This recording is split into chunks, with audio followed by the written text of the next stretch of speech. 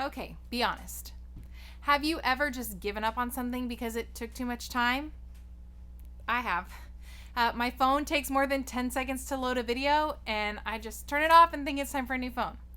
Popcorn takes more than 3 minutes to make? Not worth it. Standing in an actual line to get food? Nope. Mobile order, please. We are not good with things that take a long time.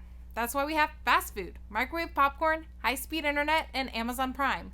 We like things to happen quickly, and in most areas of life, that is pretty good. I'm never going to disagree with instant noodles, but there are some really important areas of our lives where our need for speed might just hurt us. And one of those areas is forgiveness. For the past couple of weeks, we've been talking about this idea of forgiveness. We've talked about how at first it can feel sweet to hold on to that bitterness. But we learned that bitterness is harmful, and holding on to it and resentment can actually hurt you more than that person that you're angry with.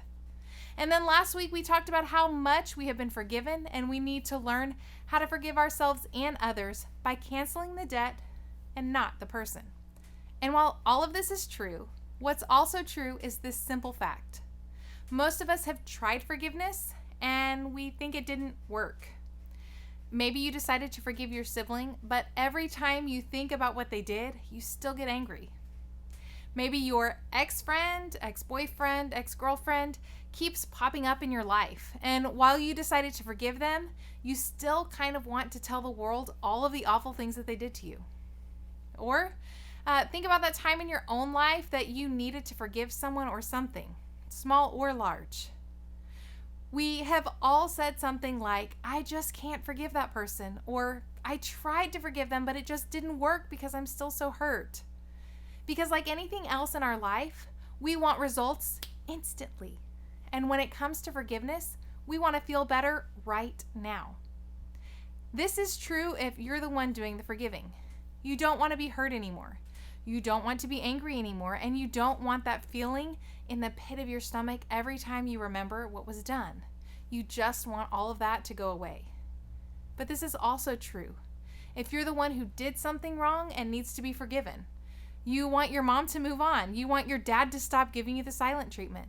You want your friend to stop being angry with you. And when we decide to forgive and we don't get instant results, we all tend to think the same thing. It just didn't work. We think that the best I can do with the worst stuff that happened to me is not forgiveness, because clearly forgiveness hasn't been working. The question is, what do you do now? When you've tried something and it doesn't seem to work, do you have any other options? If you gave forgiveness a shot and you still don't feel any better, should you just give up?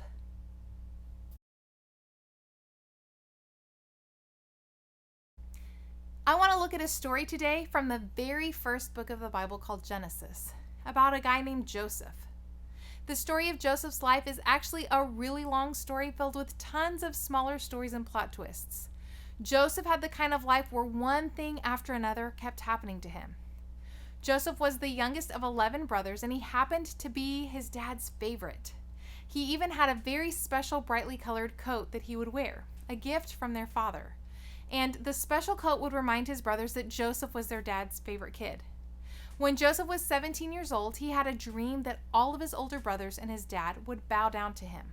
And of course, when he told his brothers about this dream, it ticked them off even more. And their hatred grew to the point that they plotted to kill their baby brother. There's so much drama in this story. You'll have to check it out for yourself in Genesis 37 to get all of the details. But long story short, Joseph ended up getting sold as a slave to the Egyptians, not killed. And then, through a series of unfortunate life events, Joseph was framed and put into prison. But time and time again, the writer of Genesis tells us that God was with Joseph, and so Joseph prospered or succeeded in whatever he did, even in prison. Now, fast forward a bit more, and Joseph, while still in prison, was able to interpret dreams of 2 other prisoners, one of which was the king's right-hand man, called his cupbearer. This guy was responsible for making sure that no one poisoned the king's drink. Yeah, what was he doing in prison? Who knows? But fast forward another 2 years, and Pharaoh, the guy in charge of all of Egypt, had a dream. And that cupbearer, Well, the cupbearer was now out of prison and remembered Joseph's ability to interpret dreams. So Pharaoh called Joseph out of prison so that Joseph could tell him what his dream meant. And once again, Joseph was able to accurately interpret the dream, that the whole land was in danger of running out of food and having a famine for years. So Pharaoh was so impressed with his great wisdom that he put Joseph in charge of all of the land, second only to himself. Now, fast forward a whole lot. 22 years after selling Joseph into slavery, his brothers come to Egypt in search of food, and Joseph recognized them. But they thought Joseph had been dead this whole time, so they did not recognize him. And after a series of tests that his brothers had to pass, Joseph finally told his brothers who he was. Then Joseph said to his brothers, "Come close to me." When they had done so, he said, "I am your brother Joseph, the one you sold into Egypt. And now do not be distressed and do not be angry with yourselves for selling me here, because it was to save lives that God sent me ahead of you." Genesis 45, 4-5. Joseph went through some crazy experiences in those 22 years, being hated by his siblings, being enslaved, being framed, going to prison, and then finally being in charge of Egypt. We see the happy ending when he's reunited with his family, but if it were me, it would have taken me a long time to get to a place of happiness. If I went through everything Joseph went through, I'd be pretty angry and bitter at my brothers for selling me in the first place. I'm guessing that if I were in power and my brothers showed up asking for help after selling me, I would have kicked them to the curb. But I'm not Joseph, and ultimately, over time we see Joseph make the best out of the worst situations. Joseph shows us that healing takes time. There isn't a quick fix. There's no feeling better when you forgive. There's no immediate reward. There's no way to get your emotions to follow what you know is true deep down. There's no way to make it all immediately better for you or for someone else. Forgiveness just takes time. So if you've hurt someone and they can't let it go, and you're starting to get frustrated with how much they keep hanging it over your head, give them a break. Forgiveness takes time, and healing takes time. And we don't get to decide how quickly someone gets over a hurt. In the same way, if you've been hurt by someone in your family or a friend, and you can't seem to move on as quickly as you would like, give yourself a break. Forgiveness takes time. In fact, one of Jesus' closest followers, Peter, asked him, "Lord, how often should I forgive someone who sins against me? 7 times?" "No, not 7 times," Jesus replied, "but 70 times 7. Matthew 18, 21 and 22. Now, Jesus wasn't specifying 490 times exactly, but he knew that when we try forgiveness, it doesn't always stick for us. We forgive, but we pick up our bitterness toward that other person back again.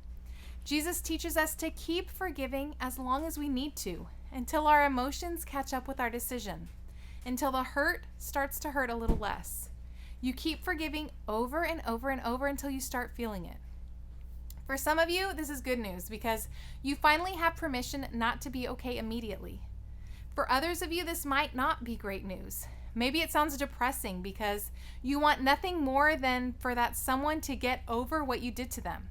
You want a quick fix. You want the answer to just forgive 7 times. It seems so much easier if that's how forgiveness worked, but Jesus doesn't want forgiveness to be something that meets a checklist requirement in our lives. He wants something to happen in our hearts, and he wants us to be a healthy emotional and mentally, and he wants us to have healthy relationships. And that's why he tells us forgiveness needs to happen as many times as it needs to until we've healed. In fact, maybe forgiveness isn't really even a decision after all. Maybe it's not a single event.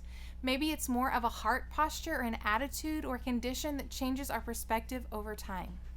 It's not something you can mark on your calendar, but it is something that can bring healing and change over time. Now, this is a good place to be clear about something. I'm not talking about allowing someone, even if that someone is yourself, to repeatedly hurt, mistreat, or abuse you. You matter so much, and there are so many people who care about you. This is your permission and encouragement to talk to a trusted adult if you're going through anything painful. You don't have to figure it out on your own. Now, let's be honest about forgiveness. We want forgiveness and healing to work like an antibiotic. It would be so much easier if we were told to take a 7-day prescription and we were cured. But healing and forgiveness are more like recovering from a big injury than taking a single dose of medicine.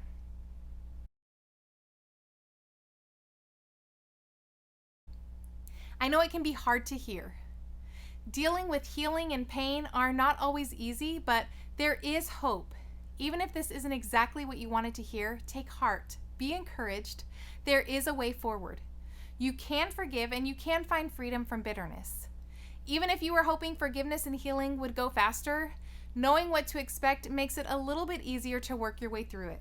And you will get through it if you trust God to be with you and to guide you along the way. Now, I don't want this to sound like a Band-Aid fix for actual real hurt, so let's talk about some steps that you can take. Chances are you've had someone or a few people come to mind the past couple of weeks as we've talked about forgiveness. It's okay if you're still working your way through the 70 times 7 part of forgiveness, but it's so important that you keep making healing a priority, to keep forgiving again and again and again until it finally works, as many times as it takes. So how do you do that? It's not complicated, but it will be challenging. So here are 3 steps that you can take to begin fully forgiving someone. First, pray for that person who hurt you. I know that sounds so basic, but I promise you, praying for the best interest of that person will eventually change the way that you think of them and even change your feelings towards them. If you can't do that yet, start with just being honest with God about how you feel about them and ask God to change their hearts. Yes, even prayers that start with, Jesus, I am so hurt and angry, God can handle those real thoughts. Second, serve that person. Now, this sounds like a terrible idea. Yes, it will go against every instinct that you have, but it will also have a way to pave the way to forgiveness. It will soften your heart towards that person. You may even start to dislike them a little less. Serving them could look like making sure that they're not left out of the group text or weekend plans. Serving them could look like making sure that they're remembered. You could think of ways to serve that stretch you to work out your forgiveness. If it's not safe to serve them in person or wise for the relationship to continue, maybe serving them looks like just reminding yourself that they are more than their mistakes. And finally, repeat. Do this over and over and over again. Pray, serve, pray, serve, pray, and serve some more. These are the best ways to work toward forgiveness. This is how you make your way through 70 times 7. This is how you heal. Not with revenge, not with anger, not with bitterness, not with trying to forget about it, but by forgiving over and over again. And if it sounds difficult, you're right, it's not easy, but this is the way forward. And not only that, if we are the one who needs to be forgiven, this is what we would want from the other person, right? But more than that, we need to remember that ultimately forgiveness isn't about the other person at all. It's about you. It's about what's best for you. It's about becoming the person that your Heavenly Father created you to be, a person who's free. As we wrap up this series, I want you to think about forgiveness in your own relationships. What's holding you back? What would it take to begin to forgive what you haven't been able to forgive yet? What would it take for you to move forward and become who God wants you to be? Healthy and whole, not bitter and hurt. So make a decision this week to make forgiveness, true forgiveness, a reality in your life.